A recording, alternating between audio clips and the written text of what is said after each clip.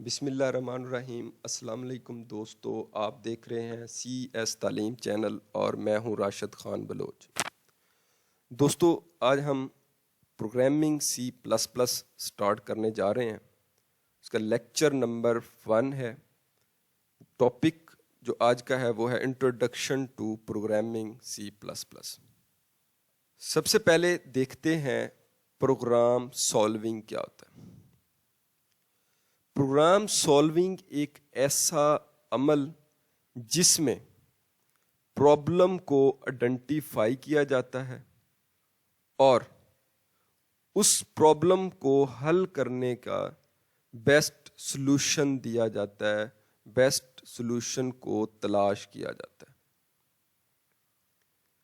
اب best solution سے مراد یہ ہے جب ہم اس کو حل کرنے کی کوشش کرتے ہیں کسی بھی پرابلم کو، تو ہمارے پاس کئی طرح کے سلوشنز آتے ہیں۔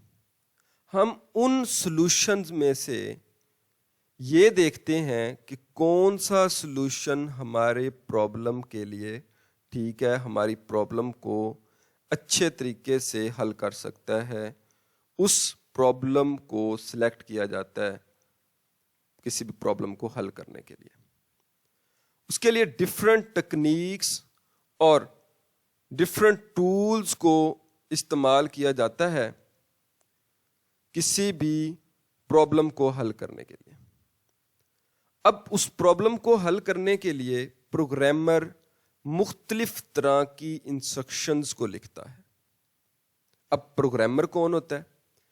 پروگرامر وہ آدمی جو انسٹرکشنز کو لکھتا ہے کسی بھی پروگرام کو حل کرنے کے لیے، وہ آدمی پروگرامر کہلاتا ہے۔ جب وہ انسٹرکشنز لکھ لیتا ہے تو پھر ان انسٹرکشنز کو کمپیوٹر کے اوپر ایگزیکیوٹ کیا جاتا ہے تاکہ ہماری پرابلم حل ہو سکے۔ اب پرابلم سالونگ ٹیکنیکس کون کون سی ہیں؟ ہمارے پاس 3 ٹیکنیکس ہیں کسی بھی پرابلم کو سالو کرنے کے لیے۔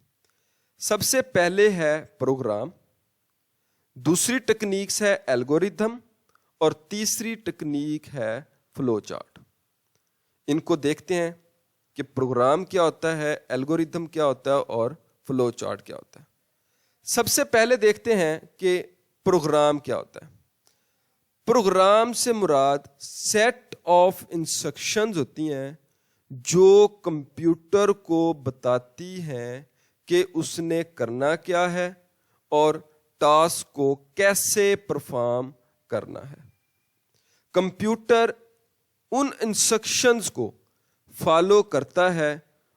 اب ان انسٹرکشنز کو لکھنے کے لیے مختلف طرح کی پروگرامنگ لینگویجز کو استعمال کیا جاتا ہے۔ جب بھی کوئی پروگرام لکھا جاتا ہے تو کسی نہ کسی پروگرامنگ لینگویج کو استعمال کرتے ہوئے لکھا جاتا ہے۔ پروگرامر اس پروگرام کی نوعیت کو دیکھ کر پروگرامنگ لینگویج کو سلیکٹ کرتا ہے اور پھر پروگرام کو ڈیولپ کرتا ہے۔ پروگرامز کی مدد سے ہم مختلف طرح کے پرابلمز کو حل کر سکتے ہیں انسٹرکشنز دے کر، یعنی ہم مختلف طرح کی انسٹرکشنز دے کر مختلف پرابلمز کو حل کر سکتے ہیں۔ کمپیوٹر پروگرام مختلف طرح کے ٹاسک پرفارم کرنے کے لیے استعمال کیا جاتا ہے اور یہ لارج اماؤنٹ آف ڈیٹا کو پروسیس کر سکتا ہے، اور جب پروسیس ہو جاتا ہے جو ہمارے پاس رزلٹ آتے ہیں ہم پروگرام کی مدد سے ان رزلٹ کو ڈسپلے کر سکتے ہیں مختلف سٹائلز میں۔ دوسرا جو ہمارے پاس ٹیکنیک ہے وہ ہے الگوریتھم اور سوڈو کوڈ۔ الگوریتھم سے مراد سٹیپ بائی سٹیپ پروسیجر ہوتے ہیں جو کسی پرابلم کو حل کرنے کے لیے استعمال کیے جاتے ہیں۔ یعنی ہم کوئی بھی پرابلم کو حل اگر کرنا چاہتے ہیں تو ہم پہلے ان کو سٹیپ بائی سٹیپ لکھ لیتے ہیں کہ ان کو کس طرح حل کرنا ہے، جن کی مدد سے جو پرابلم ہے اس کو حل کرنا آسان ہو جاتا ہے اور ایزی ہو جاتا ہے. سب سے بہترین جو طریقہ کار ہے وہ یہ ہے کہ جب بھی کوئی پروگرام لکھیں پہلے اس کا الگوریتم لکھ لیں تاکہ ہم اس الگوریتم کی مدد سے آسانی کے ساتھ پروگرام کو لکھ لیں.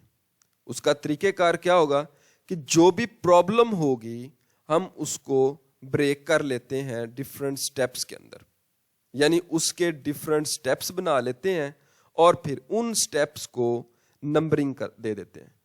پہلے سٹیپ کو نمبر 1, پھر نمبر 2, پھر نمبر 3, پھر نمبر 4, اس طرح ہر سٹیپ کو ایک ایک ترتیب کے ساتھ نمبر دے دیا جاتا ہے. جو الگوریتھم چونکہ انگلش کی طرح لکھے جاتے ہیں, جیسے ہم انگلش لکھتے ہیں, انگلش کی اسٹیٹمنٹس لکھتے ہیں, اسی طرح الگوریتھم کو بھی لکھا جاتا ہے. اس کو کہتے ہیں سوڈو کوڈ. یعنی اس طرح جب بھی کوڈ لکھا جاتا ہے جیسے ہم انگلش لکھتے ہیں سٹیپ بائی سٹیپ, تو اس کوڈ کو کہتے ہیں سوڈو کوڈ. سوڈو کوڈ کو لکھنے کا کوئی بھی سٹینڈرڈ نہیں ڈیفائن. ہم اپنی مرضی کے ساتھ سٹیپ بناتے ہیں, جیسے ہم انگلش میں لکھتے ہیں اسی طرح سٹیپ بنا لیتے ہیں اور ان سٹیپس کے بعد ہم پھر پروگرام کو لکھتے ہیں. وہ جو سٹیپس بنتے ہیں ان کو سوڈو کوڈ کہتے ہیں. وہ کسی سٹینڈرڈ رولز کے تحت نہیں لکھے جاتے. اب جو ہمارے پاس تیسری ٹیکنیک ہے وہ ہے فلو چارٹ. فلو چارٹ کسی بھی الگوریتم کی گرافیکل ریپریزنٹیشن ہوتی ہے. جب ہم الگوریتم لکھ لیتے ہیں ہم چاہتے ہیں کہ ہم اس کو گرافیکل ریپریزنٹیشن دے دیں, تو جو الگوریتم ہم گرافیکل فارمز کے اندر ڈیزائن کریں گے اس کو فلو چارٹ کہتے ہیں. یہ دو الفاظ پر مشتمل ہوتا ہے, پہلا ہے فلو اور دوسرا ہے چارٹ. چارٹس کے اندر مختلف سمبلز استعمال کیے جاتے ہیں جب بھی کوئی انفارمیشن ڈسپلے کرنی ہوتی ہے. یعنی ہر انفارمیشن جو ہم ڈسپلے کر رہے ہیں اس کے لیے سمبلز استعمال کیے جاتے ہیں. وہ جو سمبلز والا حصہ ہوگا اس کو چارٹس کہتے ہیں. اور فلو سے مراد یہ ہے کہ ڈائریکشنز کس طرف جا رہی ہے جو پروگرام کی پروسیسنگ ہے. یعنی سٹیپ نمبر 1 پہ جو پروسیس ہو رہا ہے اس سٹیپ نمبر 1 مکمل ہونے کے بعد ہم کس طرف جائیں گے یا ہمارا پروگرام کس طرف جائے گا, کیسے حل ہوگا, وہ جو ڈائریکشن ظاہر ہوگی وہ انڈیکیٹ کر رہتی ہے فلو کو. فلو چارٹ ڈیفائنز رولز کے مطابق ڈیزائن کیے جاتے ہیں. یعنی کچھ رولز ڈیفائن کر دیے گئے ہیں, ان رولز کو فالو کرتے ہوئے ہم فلو چارٹ کو ڈیزائن کرتے ہیں. اب فلو چارٹس کے کچھ سمبلز ہیں. پہلا ہے ان پٹ یا آؤٹ پٹ. ان پٹ سے مراد یہ ہے کہ جو بھی ڈیٹا ہم کمپیوٹر کو دیں گے یا جو بھی ڈیٹا ہم کمپیوٹر کے اندر انٹر کریں گے وہ ان پٹ کہلاتی ہے, اور جو انفارمیشن ہمیں کمپیوٹر دے گا ریٹرن کرے گا اس کو کہتے ہیں آؤٹ پٹ. جب بھی ان پٹ اور ان پٹ کو ظاہر کرنا ہوگا اس کے لیے سمبل استعمال ہوگا یہ والا. یہ سمبل ان پٹ اور آؤٹ پٹ کے لیے ہم استعمال کریں گے. جو پروگرام کے اندر پروسیس ہونے ہوں گے ان پروسیس کو اس سمبل سے ظاہر کریں گے. جو سلیکشن ہوں گی یا کنڈیشنز ہوں گی ان کو اس ڈائمنڈ سمبل سے ظاہر کریں گے. یہ جو نظر آ رہا ہے یہ ڈائمنڈ سمبل کسی بھی سلیکشن یا کنڈیشنز کے لیے استعمال کیا جائے گا. جب ہم پروگرام سٹارٹ کریں گے یا جب اینڈ کریں گے اس وقت سٹارٹ اور اینڈ کے لیے یہ سمبل استعمال ہوگا. جب ڈائریکشن ظاہر کرنی ہوں گی یا فلو کو ظاہر کرنا ہوگا تو فلو لائنز یہ ظاہر کریں گی کہ ہماری ڈائریکشن کس طرف جا رہی ہے, جو ہمارا پروگرام ہے وہ کس طرف موو کر رہا ہے. اس کے لیے ہم ان کی مدد سے ڈائریکشن کو ظاہر کریں گے. جب کئی طرف سے پروگرام پروسیس ہوتا ہوا جب ہم اس کو کنیکٹ کریں گے ایک پوائنٹ کے اوپر, تو اس کے لیے یہ سمبل ظاہر کریں گے جب کنیکٹر استعمال کرنا ہوگا. اب ڈفرنس دیکھتے ہیں فلو چارٹ اور الگوریتھم کے درمیان. فلو چارٹ کے اندر گرافیکل ریپریزنٹیشن دی جاتی ہے, یعنی یہ گرافیکل فارمز کے اندر ہوتا ہے, جبکہ الگوریتھم کے اندر سٹیپ بائی سٹیپ پروسیجر ہوتے ہیں.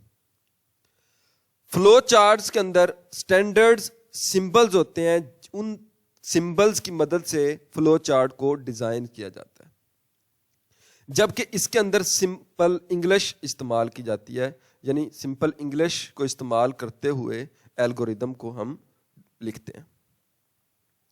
فلو چارٹ چونکہ سمبل بیس ہے, سمبلز لگانے پڑتے ہیں, پھر ان کی ڈائریکشنز کو ظاہر کرنا پڑتا ہے, اسی لیے یہ ٹائم کنزیومنگ ہوتا ہے. اس کو ڈیزائن کرنے میں زیادہ ٹائم لگتا ہے, جبکہ یہ سمپل انگلش میں لکھنے ہوتے ہیں سٹیپس, اس کو بڑی آسانی کے ساتھ جلدی سے لکھ لیا جاتا ہے, اس لیے یہ لیس ٹائم کنزیومنگ ہے. فلو چارٹ کو موڈیفائی کرنا مشکل ہے, جبکہ الگوریتھم کو موڈیفائی کرنا بہت زیادہ آسان ہے.